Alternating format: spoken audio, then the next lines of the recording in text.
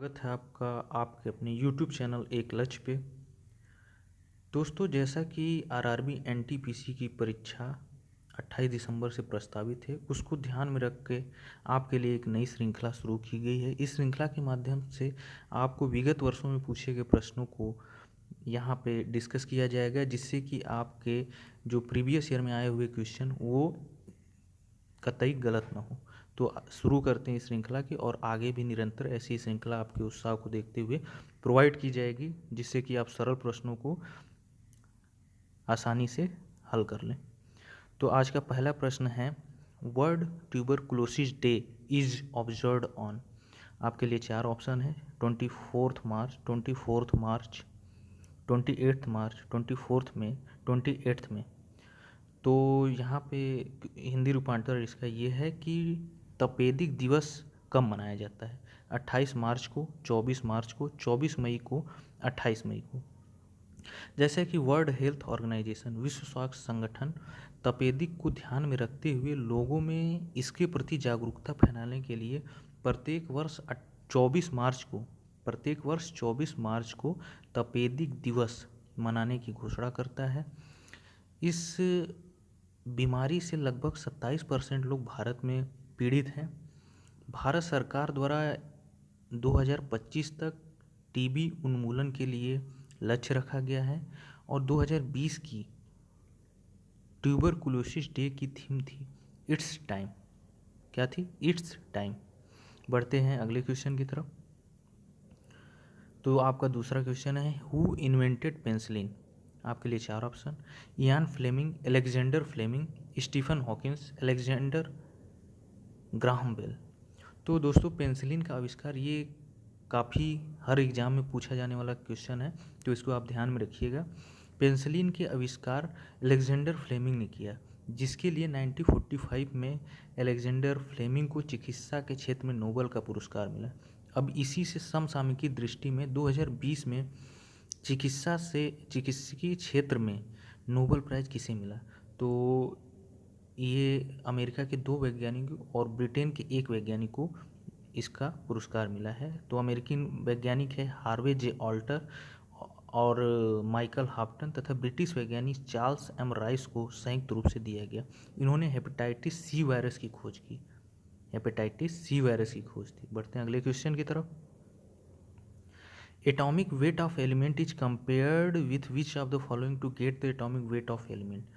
तो इसका हिंदी रूपांतरण ये है कि परमाणु भार किसी भी तत्व का किस तत्व से तुलना करके निकाला जाता है? आपके लिए चार ऑप्शन है: oxygen, carbon, hydrogen and nitrogen. जैसा कि दोस्तों, परमाणु भार वह संख्या है जो यह प्रदर्शित करता है कि तत्व का एक परमाणु कार्बन 12 के परमाणु के 1/12वें भाग द्रव्यमान अथवा हाइड्रोजन के 1.008 भाग द्रव्यमान से कितना गुना भारी है। तो यहाँ पे आपका सही आंसर होगा हाइड्रोजन। बढ़ते हैं अगले क्वेश्चन की तरफ। तो अगला क्वेश्चन आपका है, which is the element in human body which can regrow regenerate? मानव शरीर में वह कौन सा भाग है जो पुनः जनरेट हो सकता है?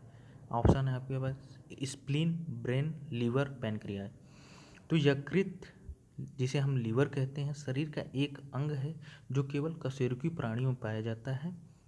इसका कार्य विभिन्न चयापचयों को डिटॉक्सिक करना, प्रोटीन्स को संश्लेषित करना और पाचन के लिए आवश्यक जैव रासायनिक बनाना है। तो यकृत एक ऐसा भाग है मानव शरीर में जो पुनः ग्रो कर सकता है, पुनः जनरेट हो सकता है। इसीलिए एल्कोहल को ग्रहण करने वाले लोगों को डॉक्टर द्वारा सलाह दी जाती है कि अगर वो एल्कोहल के सेवन को बंद कर देंगे या हमेशा के लिए रोक देंगे, तो उनका जो लीवर डैमेज हो चुका है वो पुनः रीग्रो कर जाएगा और स्वस्थ हो जाएंगे वो। बढ़ते हैं अगले क्वेश्चन की तरफ। तो अगला क्वेश्चन आपका है, विच of the following is always present in organic compound? तो इनमें से कौन सा जो है कार्बनिक यौगिकों में हमेशा विद्यमान रहता है? तो आपका ऑप्शन है carbon, nitrogen, sulphur and potassium. तो कार्बनिक यौगिकों में कार्बन एक तत्व है जो हमेशा प्रेजेंट रहता है।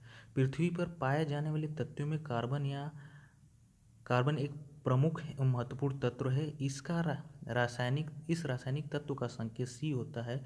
परमाणु क्रमांक 6, परमाणु भार 12 होते हैं। यह मुक्त एवं संयुक्त दोनों अवस्थाओं में पाया जाता है। तो आगे बढ़ते हैं दोस्तों। विच of the following is called Aurum. Aurum किसे कहते हैं? आपका ऑप्शन है ब्रॉन्ज, गोल्ड, सिल्वर, कॉपर। तो गोल्ड को जो है आवर्त सारणी में एयु संकेत द्वारा प्रदर्शित किया जाता है। स्वर्ण प्रायः मुक्त अवस्था में पाया जाता है। यह उत्तम गुण का तत्व है जिसके कारण से उसके यौगिक प्रायः अस्थायी ही होते हैं। प्राकृतिक क्रियाओं के फलस्वरूप कुछ खनिज पदार्थों में जैसे लौह पाइराइट, Fe2, सीसा सल्फाइड, PbS, चेकोलाइट, Cu2S आदि अयस्कों के साथ स्वर्ण भी पाया जाता है। तो इस प्रश्न का आंसर था आपका सोना। सोना को जो है हम लोग ऑरम बोलते हैं। तो बढ़ते हैं अगले प्रश्न की तरफ। पंच कार्ड, ये काफ़ी मतलब फेमस क्वेश्चन था। पंच कार्ड होता क्या है दोस्तों? एक प्रकार से डेटा संग्रह करने की एक तकनीक होती है पंच कार्ड, जो मतलब किसी गेट में एक कार्ड जो होता है उसको हम स्वैप करके उस गेट को खोल सकते हैं। तो इसमें एक तरह से डेटा संग्रहित रहता है। तो पंच कार्ड क्या है? होलेरिथ कार्ड है। होलेरिथ, ये वीडियो साउंड एक्सीलेटेड कार्ड नहीं है, ये होलेरिथ कार्ड है। तो इसको आप ध्यान में रखिएगा। बढ़ते हैं अगले क्वेश्चन की तरफ। Granite is example of. Granite किसका उदाहरण है? मेटामार्फिक रॉक का, इग्नियस रॉक का, सेडिमेंट्री रॉक का, या आर्टिफिशियल स्टोन का? जैसा कि हम दोस्तों जानते हैं कि ग्रेनाइट जो है इग्नियस रहा, मतलब आग्नेय शैल का एक उदाहरण है। ग्रेनाइट जो क्या है, मणिभेदी दानेदार शिला है जिसके प्रमुख अवयव और क्वार्ट्ज फेल्ड्स्पार हैं। ग्रेनाइट पृथ्वी के प्रत्येक भाग में पाया जाता है। भारत में भी यह प्रचुर मात्रा में पाया जाता है। ग्रेनाइट की बृहद श्रृंखला जो है साउथ के क्षेत्रों में, मतलब दक्षिणी क्षेत्रों में पाई जाती है। बढ़ते हैं अगले क्वेश्चन की तरफ। What did Edward Jenner pioneer? तो आपके लिए ऑप्शन है vaccine, electrocution, dialysis, open heart surgery. तो दोस्तों जैसा कि आप जानते हैं कि एडवर्ड जेनर एक प्रसिद्ध चिकित्सक थे। विश्व में उनका नाम इसलिए फेमस था क्योंकि उन्होंने स्मॉल पॉक्स चेचक के टीके की खोज की थी। किसकी खोज की? चेचक के टीके की खोज की थी। मतलब इनका संबंध वैक्सीनेशन से है। इसी के साथ दोस्तों आज की श्रृंखला समाप्त होती है।